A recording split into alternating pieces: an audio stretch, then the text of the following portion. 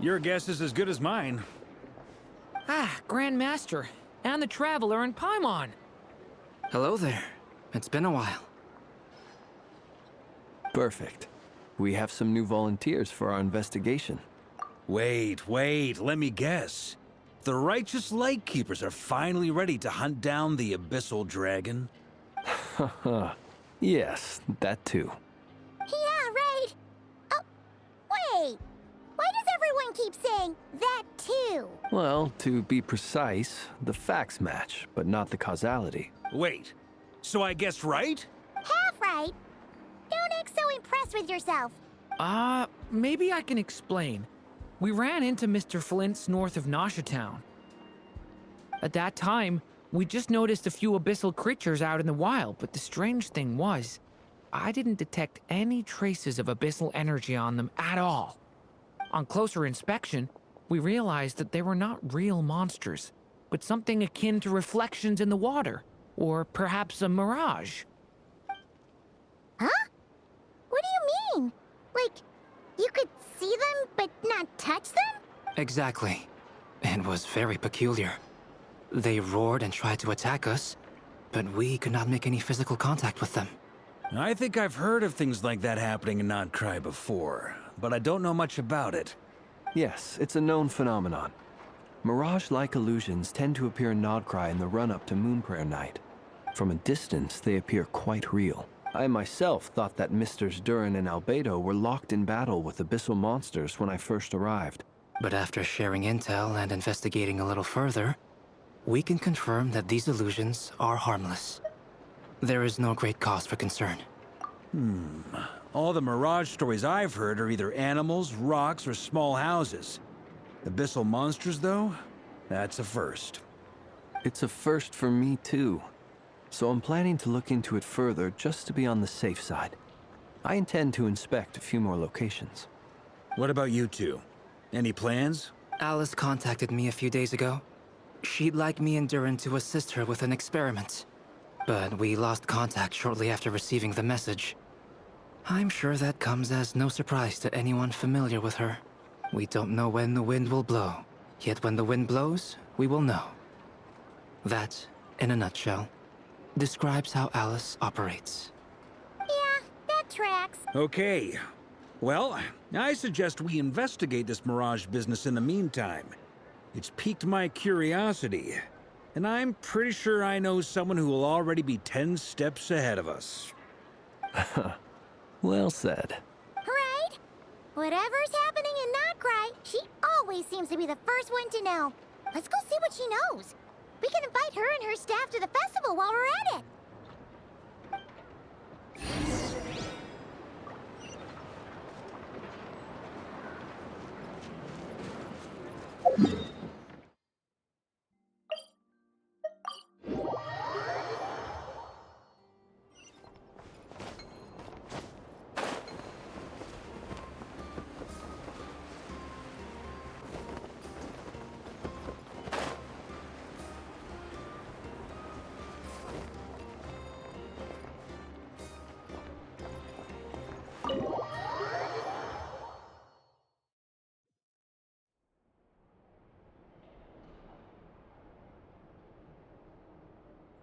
You're right, I have noticed.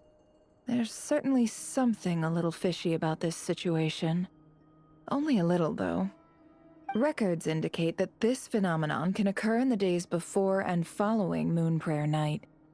That said, it has always been a rare sight in the past. The odds of encountering these phantoms are similar to looking up in the night sky, happening to see a shooting star, and managing to make a wish before it disappears. But this time, either everyone's getting lucky, or they're appearing far more frequently than usual. Yehoda's out gathering intel as we speak. In the meantime, let me check off some points of interest. First, the Abyss. The ones we saw seem to be abyssal monsters. Indeed. But we have identified one location where many more of them have made an appearance. And not just monsters, but human phantoms too. Given the scale and nature of the phantoms, it's almost as if So you mean the phantom monsters are hunting down the phantom humans? Exactly. The phantoms can interact with each other, but we have no means of intervening. In addition, some of the human phantoms would seem to be from the very distant past. This is clear both from the clothing they wear and the stories they tell. They claim to be from Hyperborea, a name which I've heard from Lauma before. If this is true, it means they must be from 6,000 years ago. Did Paimon hear that right? 6,000 years? It sounds like this merits further exploration.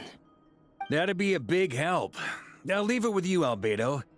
My knowledge of ancient history is non-existent. I used to doze off every time the pre-Knights of Favonius era came up in class. It's quite a miracle that you were able to understand these phantoms' speech, given how long ago they lived. I suppose you're right. But I'll leave the archaeologists to ruminate over that conundrum. As an intelligence broker, my sole interest is in the value of the information I gather. Which, in this case, hopefully means earning myself some good favor with our dear Lady Moonchanter. So calculating. Whew, this intel broker logic always catches Paimon by surprise. Sounds to me like we could split the work up. I think the abyssal phenomenon is best left to Albedo, Flint's, and me. Agreed. It coincides with my duty as a lightkeeper. For my part, I'd like to understand the abyss better. Even a little knowledge would go a long way. This is certainly a rare opportunity to study the abyss. But even rarer, perhaps, is the chance to make contact with the ancients. The Curatorium will take the lead on investigating the Hyperboreans. We put in the work to learn what we know so far. It seems only fair that we get some quantity of exclusive intel. That just leaves our trusty team of 2 unassigned. Since you became an honorary knight, of course. This was part of my grand plan all along. Ha ha ha! Oh yeah, by the way, we managed to convince Columbina to come to the Moon Prayer Night celebrations. Would you and Yehoda like to join too? She agreed to that? Huh. Quite an achievement. Never underestimate the traveler, I guess. I'd be happy to join. No point shutting myself inside when the streets are all decked out. I doubt any clients will be visiting during the festival in any case. And Yehoda loves a party, so I'm sure she'll jump at the opportunity. No. Way to contradict me in front of... Wait, no, that's not what I have bad news, boss. So many people. All right, everyone inside, quick.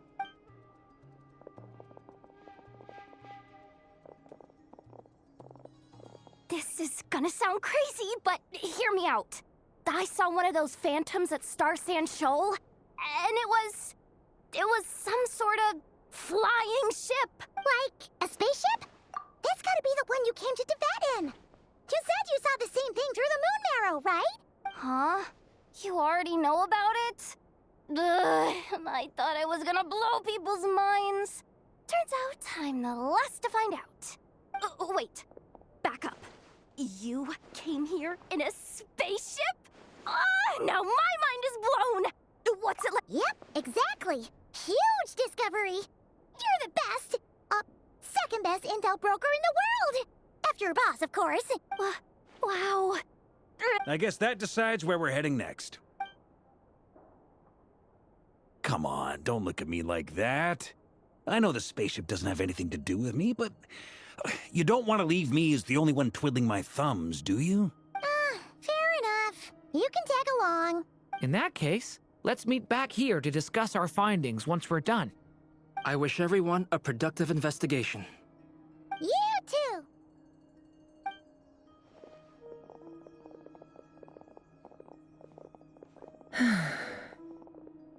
What's up, boss?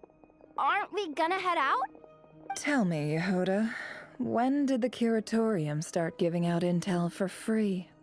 Oh, sorry, boss.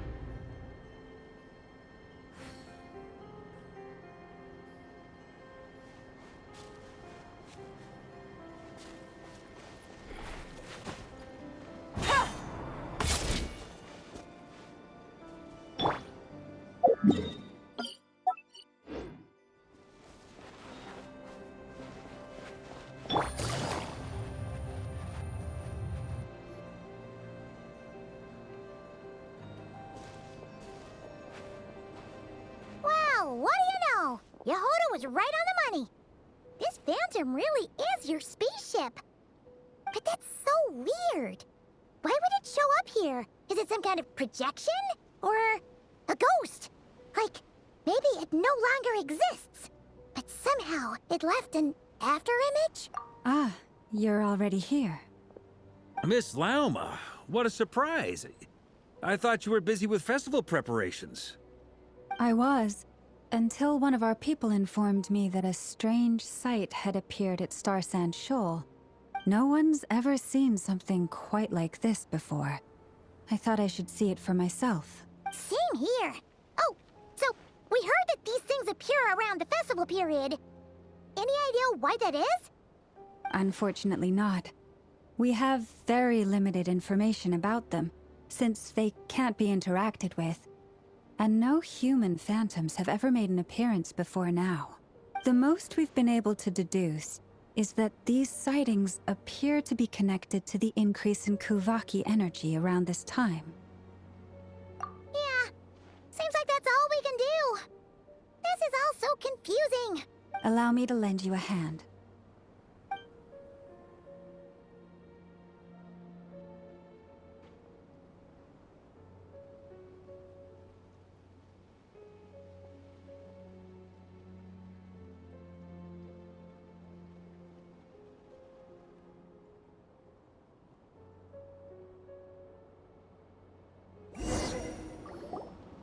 Everyone, our friend here should be able to provide us with some information. Is that a phantom Rhymehorn deer? I've heard about how the Frost Moon Scions live in harmony with the animals and can even communicate with them. That's coming in handy now, for sure. Okay. Yes, I understand. Then how about this?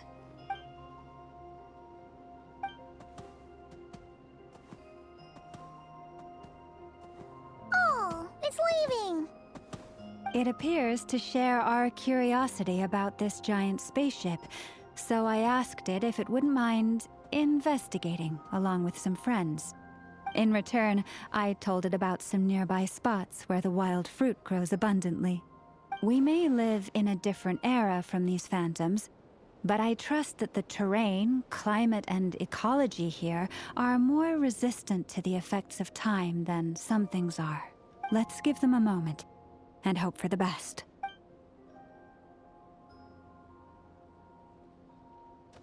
All back together? Must have been a lot of fruit. Indeed. Now let me ask them some questions.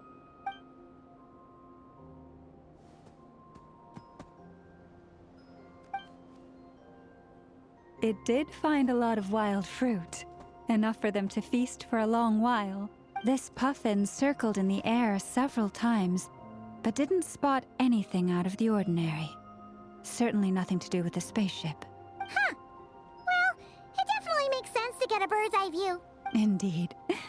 Other than that, I was also thinking that the world these phantoms see is also different from ours. Oh, I get what you mean.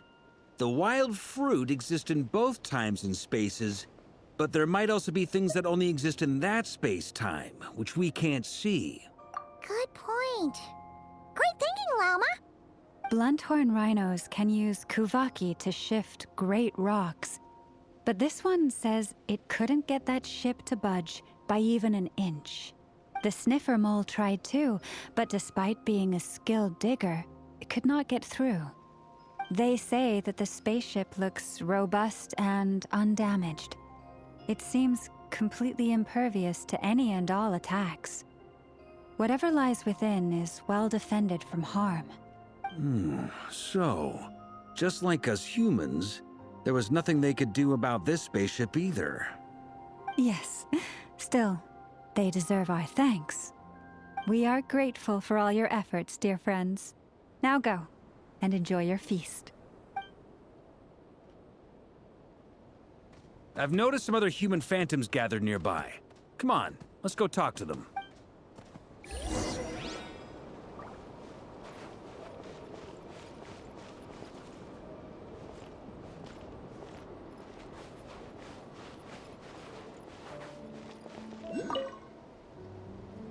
What is this thing? I've never seen it move, and there's no way to get inside. Goodness knows. My grandpa says it's been sitting here at least since his grandpa was still alive. What about his grandpa? Did he say anything to your grandpa's grandpa about it? Huh? I don't know. In all likelihood, it was here back then too. Hard to imagine something this huge could move. Guess that means that as far as they're concerned, this ship's been around a long time.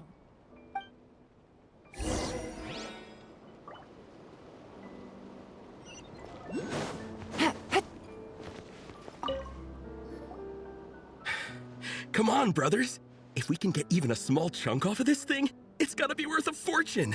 Today is the day we strike it rich. Huh? You mean Paimon? Yes, brother, I shall join you. Let's make our fortune. We should go with them. What the? This thing is crazy tough. I can't even scratch it. What's it made of? Sorry, brother. Looks like we'll have to seek our fortunes elsewhere. Enjoying yourself? I was just seeing if I could influence this phantom's perception by playing. But nope, no dice. I'm sure we're all starting to build up an idea of what's going on here now that we've spoken to some of the people. These phantoms are reenacting real historical... It's almost like we're in some kind of interactive stage play. We can talk to the actors, but the plot is fixed, and we can't influence it. It makes sense. History is set in stone. The objective facts of the past cannot be changed. Paimon totally thought you were just goofing around earlier. But actually, you were doing some serious investigating. Of course I was. Anyway, at this point, I think we're forced to conclude that although the Phantom spaceship is right there in front of us, we aren't going to learn much about it from these people.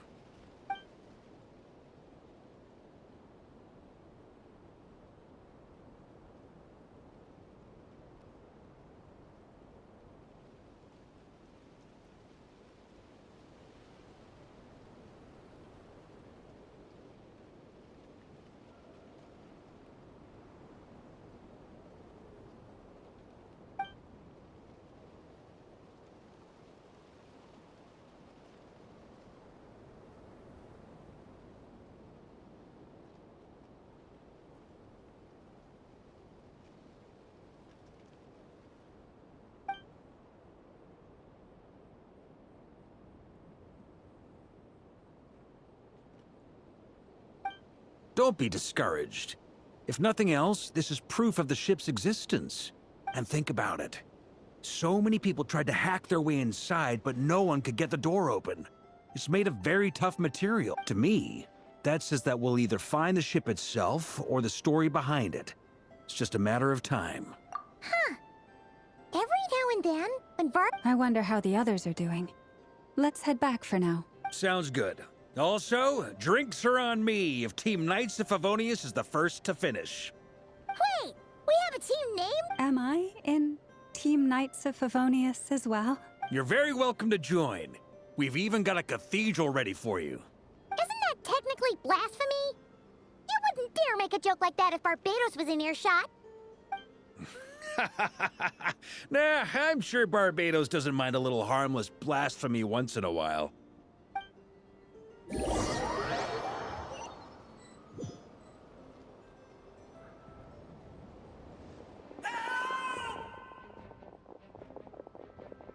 Oh, no! Get away! Oh.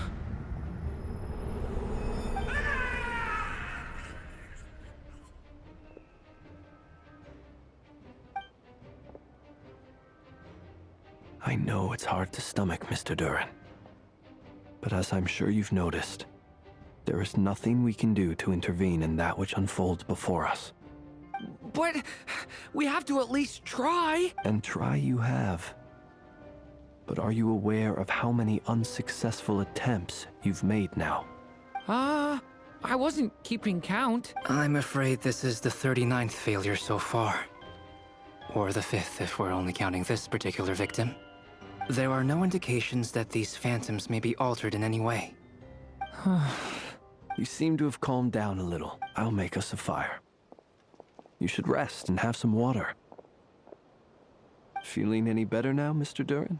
May I ask a few questions? Be my guest. What exactly are we witnessing here? What happened to those people?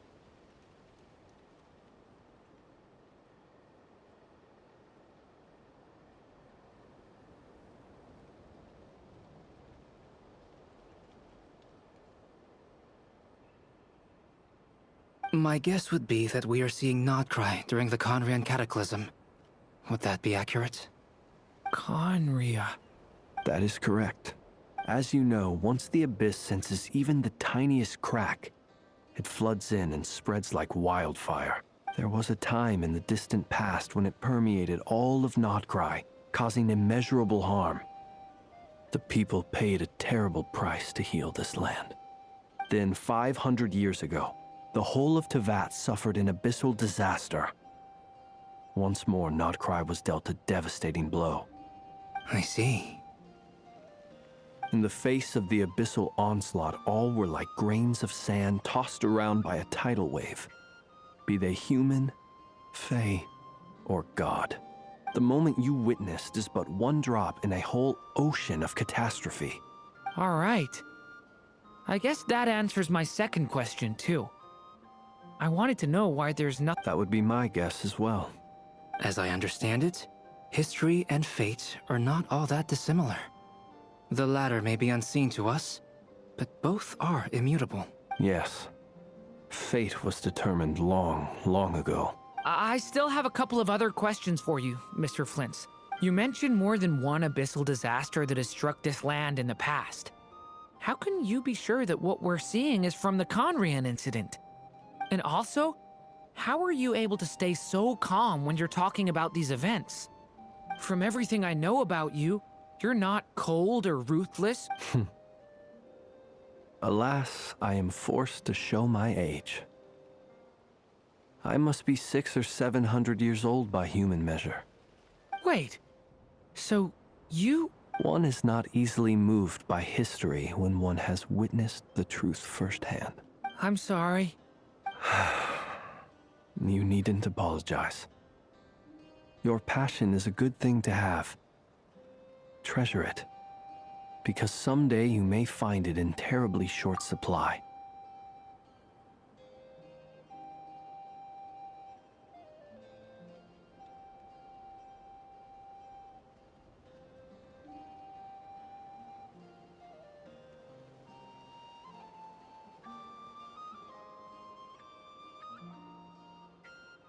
Now, at the risk of offending you, I have a question in return. Your curiosity toward the Abyss, is it born from hatred or because you sense its call? I only ask because I kept a fragment of Rere's body in my lantern for a short time. Specifically, his heart. So I know what a burden it can be to carry the Abyss with you. And I hear its power growling from somewhere within you. In my eyes, your mere existence is a miracle. My honest answer is... I don't know. I don't think I have the confidence to say for certain. What I will say is the Abyss is not the only issue that haunts me. Even before I became who I am today, my doubts remain unresolved. But when we fought Rerir, something became a little clearer to me. Sometimes it is the darkness within us that allows us to... I certainly got the sense from your 39 attempts that you were trying to achieve the impossible. It sounds like you've resolved to see the truth for yourself. Absolutely. In that sense, he and I are quite similar. Then I wish you every success.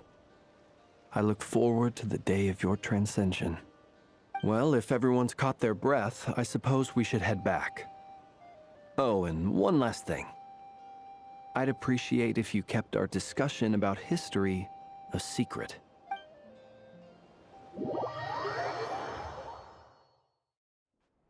Incredibly, our separate investigations led us all to the same conclusion. Hooray for consensus! Yeah, but we barely learned anything, though. I totally thought this would be the mother lode. Talking with the ancients? I mean, come on! But nope. All we got was useless snippets of conversation. And all this stuff about moons and hyperopia. What a load of baloney. Seems like people back then had a few screws loose. I understand your frustration. We found the same issue. Each phantom only showed a very brief moment in time. There isn't much value to be found in these miscellaneous fragments of a civilization's history, no matter how glorious it may have been. If there's a silver lining, it's that these phantoms are harmless to the present reality. They shouldn't get in the way of the festivities. Paimon agrees. And not just because it's the first thing she understood in this whole conversation. You look disappointed, Nefer. Is something the matter? What do you think? We all worked our tails off, but the only one to gain anything from it was you, Lady Moonjanter.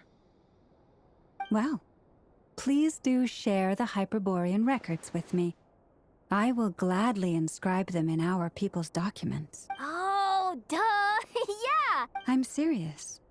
Only an expert in the Frostmoon Scions and their history can turn these records into valuable research material. The alternative is to let them gather dust on the Curatorium's storage shelves until the pages turn yellow. Nefer, you're wise enough to know that cooperating and sharing the profits is the best course of action here. Well, that goes without saying. Sure, let's do that. Huh? But didn't you say we aren't supposed to give out intel for free? Sorry. Shutting up. Now is not a good time to push Nefer's buttons. Anyway, back to Moon Prayer Night. I'm thinking that we should prepare something a little special, aside from the usual decorations and so on. You mean a parting gift? Can't go wrong with food. Although, does food go bad on the moon? Perhaps a lantern would be a better choice. It might be dark up there. It could prove difficult to light a lantern on the moon. Magical stones might serve that purpose better. What about a clockwork mecha model from Fontaine? I've got a whole bunch at home. I use them for fighting practice in my free time. None of these sound like things she would be even remotely interested in. But we don't interact with her enough to know what she likes. Yeah. It would really save us the guesswork if someone could find out what she's into.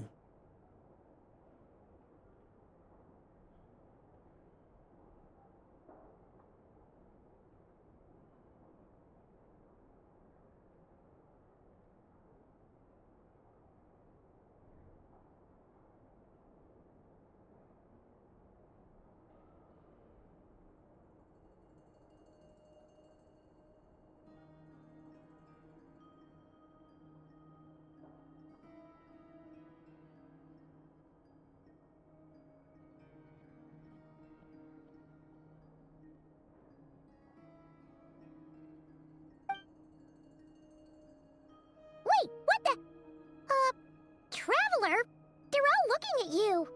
Great! Haha, problem solved. Now, I need to stop by Dory's. Gonna need her help sourcing a bunch of stuff for the festival. Then let's leave it there for now. We all have our own business to attend to. Traveler, if you find out what Kutar likes, let us know right away.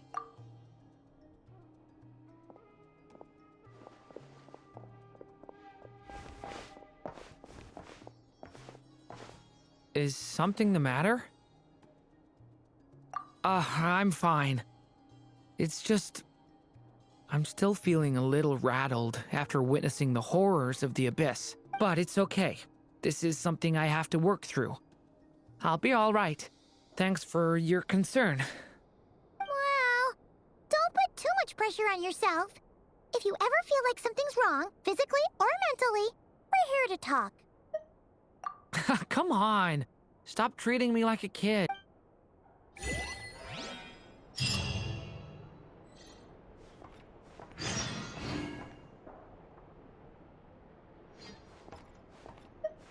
Which is why we need a lantern guaranteed to work on the moon. Yes, I have a few ideas, but the lantern itself is the easy part. The real issue is how little we know about the lunar environment.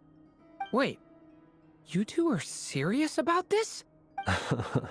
Let's just say I'm intrigued by these shining magical stones that Mr. Albedo has mentioned.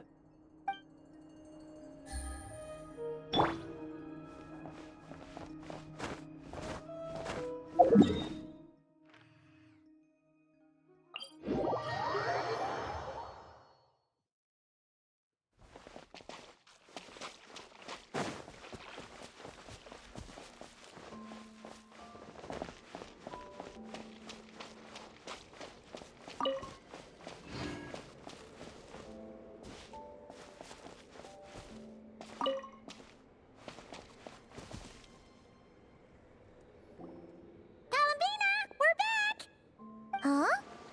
She's not here. Weren't there a few Kuhenki here last time, too? Where did they all go? Walkies?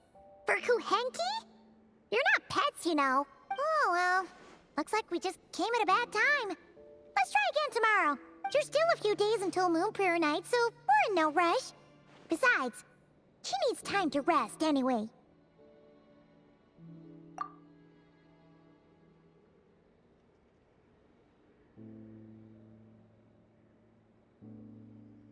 Kalamina!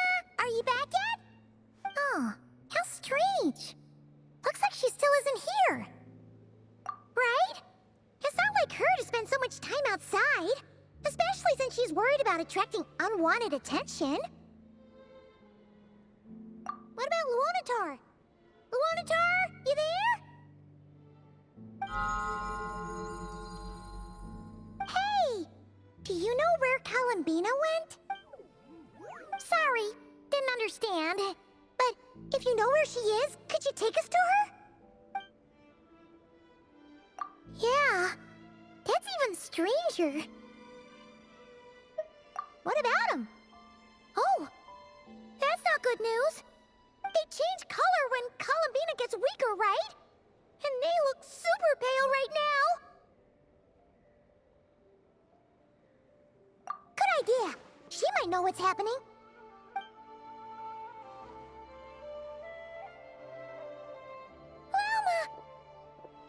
Ah, it's you. How is Kutar? No, she hasn't. I came here to check on her after I noticed the flowers had changed color. Based on past precedent, she must be very weak right now. Even getting up to walk would be a struggle. It seems unlikely that she wandered off outside. Not to mention that she doesn't do that at the best of times either. So yeah, this is super weird. No. Very few people are in the know about Kutar's whereabouts. And if anyone suspicious had visited, they'd have left some sort of evidence. Come on, let's go to Nasha Town. If anyone has seen her, someone there will know about it. It's not Kry's information hub after all. Makes sense. Let's go!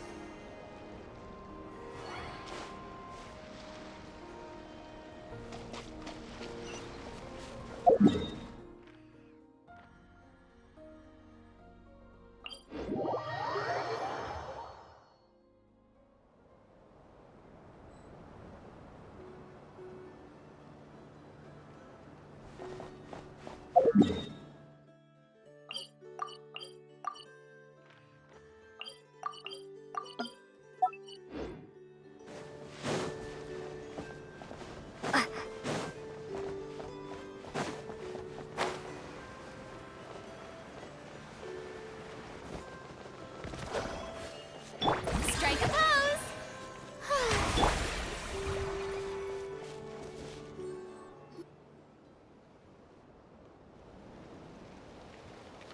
Wait a moment. Is it just Paimon, or is this doll kind of suspicious? Has there been... No, I don't recognize it. Whoa! Not sure. No, no, no, not that way. The final boss is right here. The sniffer mole? That's the final boss? Okay, the jig is up. I'll stop teasing you. Turn around. It seems I've managed to leave quite an indelible impression, even though you've never seen my face. Ah, nothing could make a great mage more pleased with herself.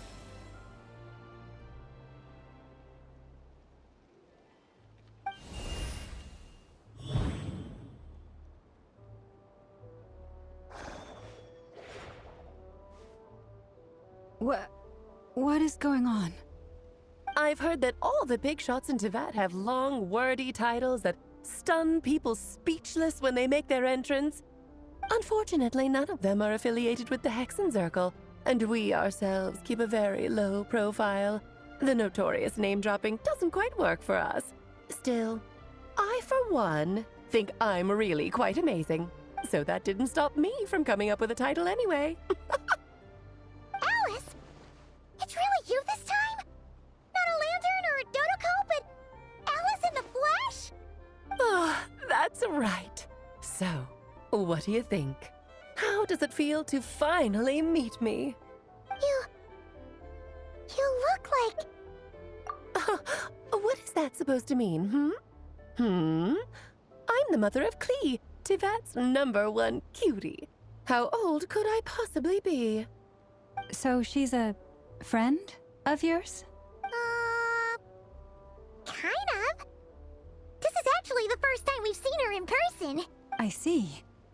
Madam Mage, that was, quite a powerful entrance.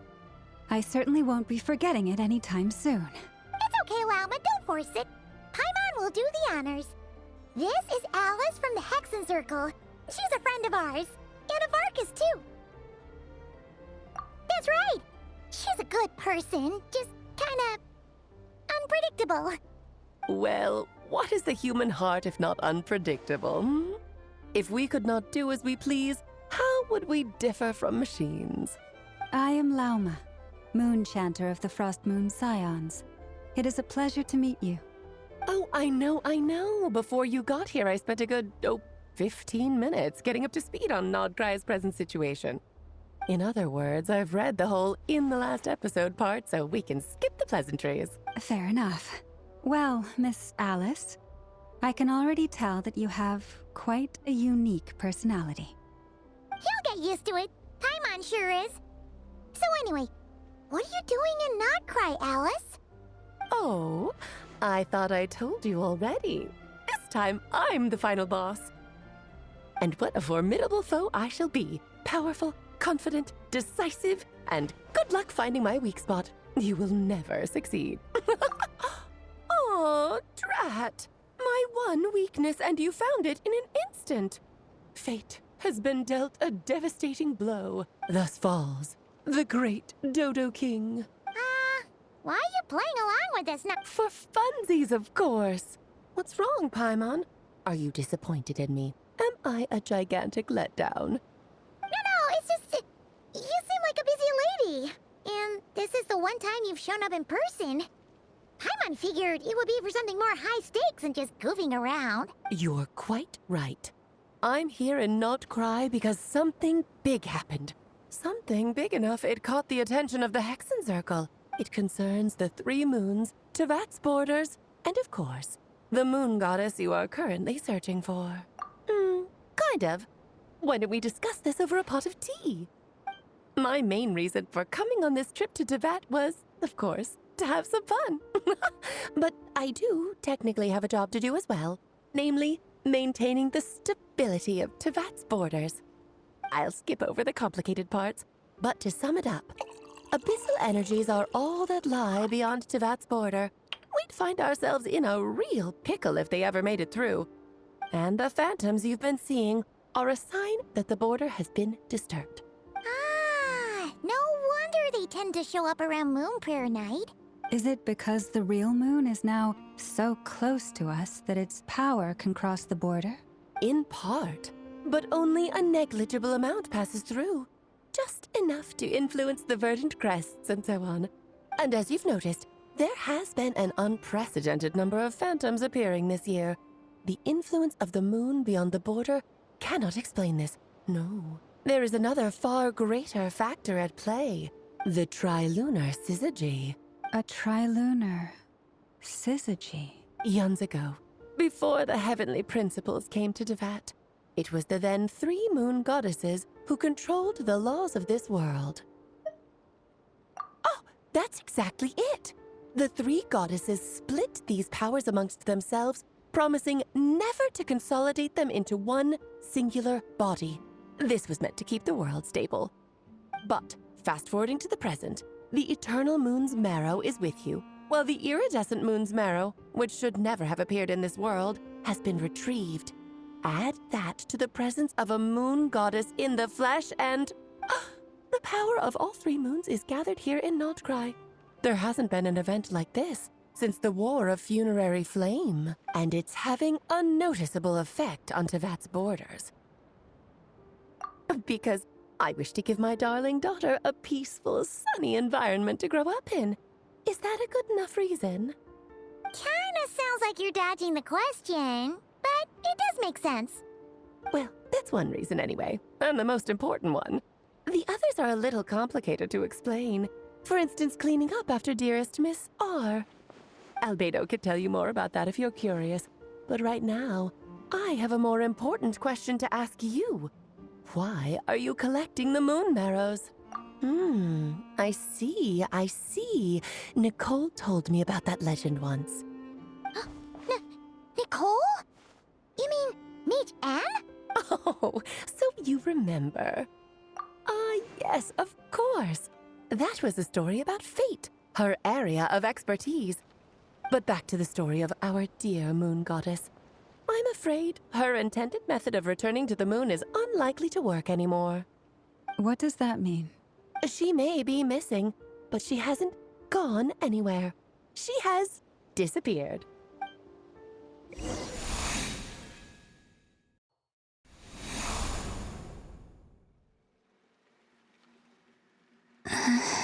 My body is so heavy. Wait, no. It's my mind that's heavy. My arms and legs are as light as a feather. What's happening to me?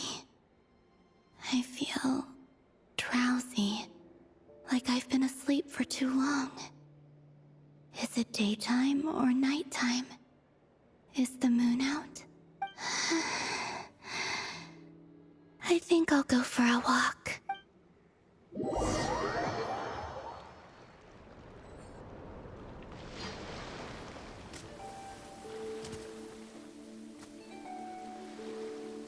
Are you out for a walk too? Huh?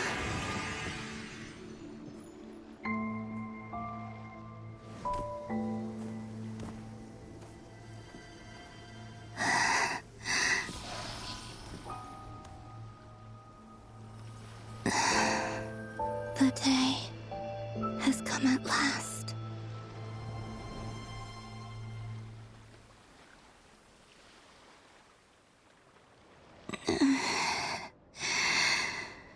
Have I grown so weak that I can't even sustain my physical form? But Moon Prayer Night is nearly here.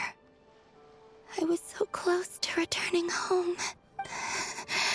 Death is near. Is this how it ends for me? Will I return to the moon after I disappear? Or... I don't want it to end like this. So far, at least, I still exist. Even if not physically, I can still feel. But as my power wanes, I'm sure that too will fade. I suppose I might take one final look at this world. The world where I was born.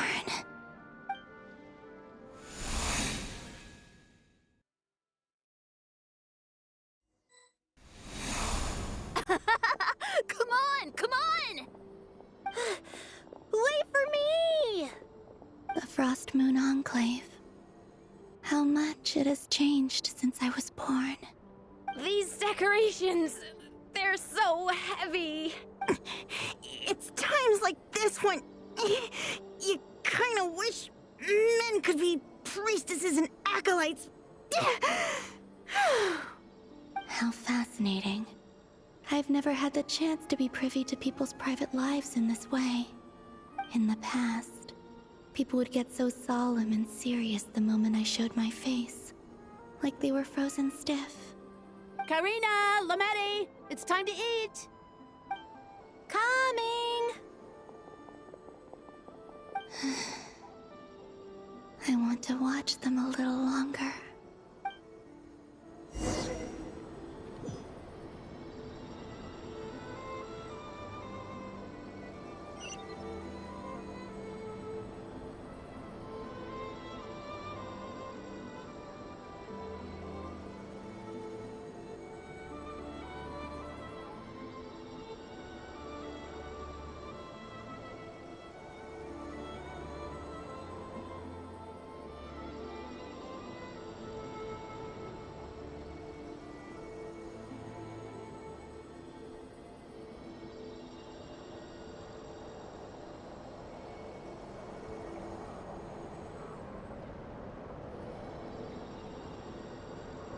So just fill these balloons with air, right? Yep. Try a couple now to test things out. The rest can wait till Moon Prayer night. Think fast. Rita! Teasing an acolyte of the Frost Moon Scions? Surely that's a punishable offense. Take this! Huh? All right, enough horsing around. Lady Lauma gave us a task. We should get back to it. The task is just to check that the balloons don't leak, right? Doesn't matter if we fill them with air or water. Yeah. Okay, you got me there. And you got me there. But still, we can't use all the balloons before the festival even starts. We won't use all of them. And as long as Lady Lauma's trusted acolyte doesn't snitch, this can stay as a little secret between friends. A couple more can't do any harm, right? Oh, you menace. Then, think fast! Is pumping a balloon full of water really so much fun?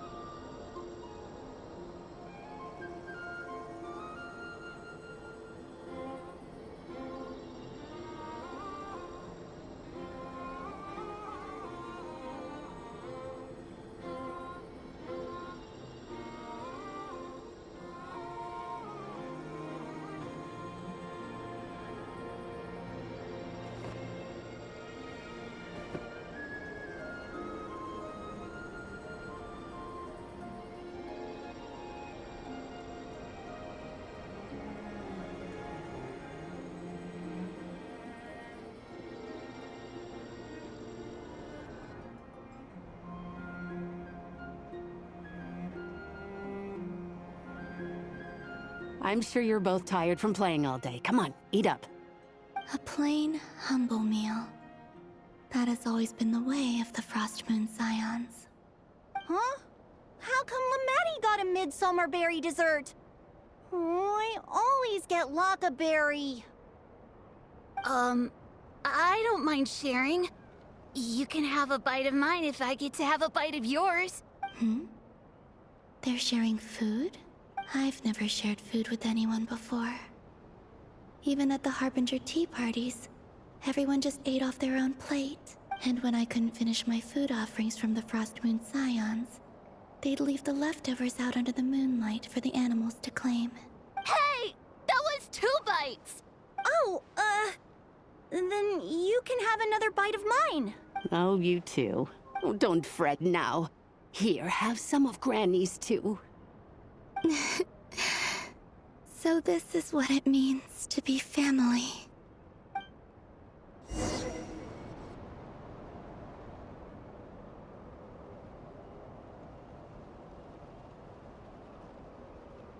I'm seeing so much that I'd never usually get to see. They'd never act like this when I was around. It's nice, being able to just watch people in peace in these final moments. What a rare opportunity. I think I'll go take a look around Nasha Town, too. Maybe the Traveler will be there.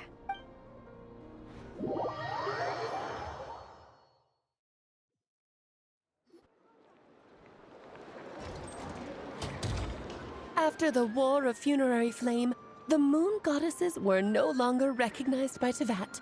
They lost the whole foundation for their existence. That's why the Moon Goddess's strength is fading. She cannot withstand the world's rejection of her.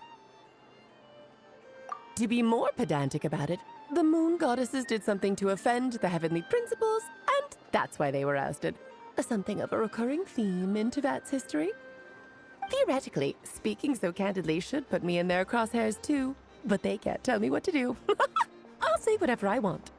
Anywho, the Moon Marrow energies were but a drop in the bucket for her, and that battle against the Ray Hair of Solnari only weakened her further.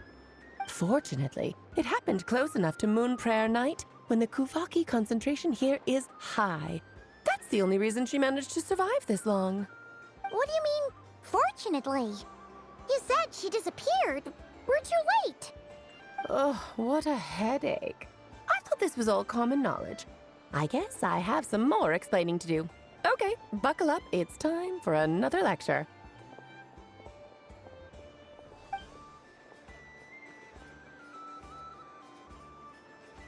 Now, I said earlier that the Moon Goddesses lost the foundation for their existence. The reason for that has to do with the natural order. Basically, the rationale for their existence in Teyvat was lost. The same logic applies to the present Moon Goddess, too. Consider her existence so far. Her comrades in the Fatui called her Damselette, and she was worshipped as Kutar by the Frost Moon Scions. But these connections have now been severed, whether by her hand or yours. So, the rationale that once sustained her existence is now gone. Wait, we did that to her? Oh, well, strictly speaking, yes. But let's not start pointing fingers, shall we? I'll only end up as the big bad villain, and that's not the kind of final boss I want to be. Of course I do. I'm only the greatest mage in the whole entire world. Now, if you wish to find your Moon Goddess, there are 2 problems we need to solve. Firstly, we'll need to strengthen the connection between her and Teyvat, at least enough to sustain her until Moon Prayer Night. Strengthen her connection. But does that mean I'll have to rally all the Frost Moon faithful behind this? I'm afraid a bygone faith and a former home won't be of any help to her now. Do you know her name? Her name? Oh, yes. Names are very important things. A name is a fundamental concept that anchors one's entire existence. Then your first job is to find it. As a Moon Goddess, I'm sure she must have a name she identifies with. Neither Columbina nor Kutar is her true name, and she's never really accepted either of them. So, finding out her real name is enough to sustain her existence? Yes, I know it sounds like a small step, but every journey begins that way. So for now, that's all we need to focus on. The second problem is with her plan to use the moon marrows to return to the moon. Unfortunately, piercing through the false sky will take an enormous amount of power. Given her current condition, she won't be able to provide anywhere near enough power, even if she recovers her physical form. But no need to fret. Nicole's the expert in this field, and I'm sure she'll figure something out. Wait, Mage N is going to help us out too? That means we've got 2 Hexacircle mages on the case. This is turning into a pretty big deal. Actually, this is more of a side quest for me.